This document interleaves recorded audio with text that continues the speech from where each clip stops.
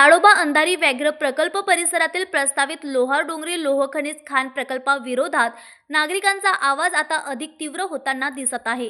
Save लोहार डोंगरी save Tadoba या online मोहिमेला मोठा प्रतिसाद मिळत असून अवघ्या काही दिवसात याचिकेवर 20,000हून अधिक स्वाक्षऱ्या नोंदवल्या गेल्या आहेत। पर्यावरण प्रेमी आणि स्थानिक नागरिकांच्या मते या प्रकल्पामुळे सुमारे 35.94 हेक्टर जंगल क्षेत्र बाधित होणार असून तब्बल 18,500 झाडांची कत्तल होण्याची शक्यता आहे। त्यामुळे व्याघ्राचे नैसर्गिक अधिवास धोक्यात येऊन मानव वन्यजीव संघर्ष वाढण्याची भीती व्यक्त केली जात आहे।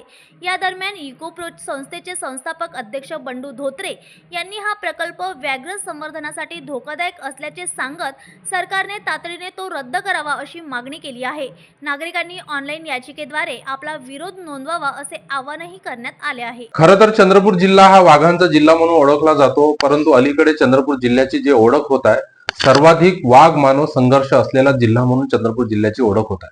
मागल्या 5 वर्षांमध्ये इथे 200 लोकांचा मृत्यू झालेला आहे। मागल्या वर्षी म्हणजे 2025 मध्ये जवळपास 47 लोकांचा मृत्यू झालेला आहे।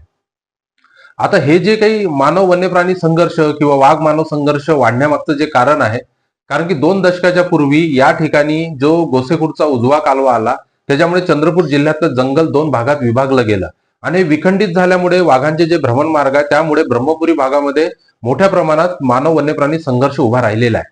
आता अशा परिस्थितीमध्ये चंद्रपूर जिल्ह्यातलं व्याघ्र संवर्धन असेल किंवा वाघ मानव संघर्ष असेल, हे कमी करण्याचं मोठं आव्हान सरकार पुढे आहे। परंतु अशी परिस्थिती असताना सुद्धा त्याच ब्रह्मपुरी वन विभाग अंतर्गत लोहार डोंगरी हे जे लोहखान प्रस्तावित आहे, त्याच्यामुळे परत हे जे कॉरिडॉर आहे विखंडित होणार आहे आणि या परिसरात मोठ्या प्रमाणात मानव वन्यप्राणी संघर्ष वाढणार आहे। म्हणून या लोहार डोंगरी लोहखान प्रकल्पाला आमचा विरोध आहे आणि या विरोधासाठीच आम्ही ऑनलाईन एक पिटिशन सुरू केलेली आहे। त्याला आता जवळपास 20,000 लोकांनी चंद्रपूर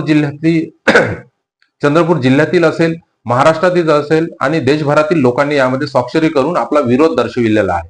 आज याचा जवळपास 20,000 स्वाक्षरींचा टप्पा पार पडलेला आहे। पुढच्या काळामध्ये अनेक नागरिकांपर्यंत पोहोचवून हा विरोध सरकारपर्यंत पोहोचवण्याचा आमचा प्रयत्न असणार आहे आणि सोबतच पुढच्या टप्प्यामध्ये याच्याकडे लोहार डोंगरी खाण प्रकल्प रद्द करण्यात नाही आला तर तीव्र आंदोलनाचा इशारा यापूर्वीच दिलेला आहे आणि निश्चितच त्या पद्धतीने आम्ही पुढे जाणार आहोत।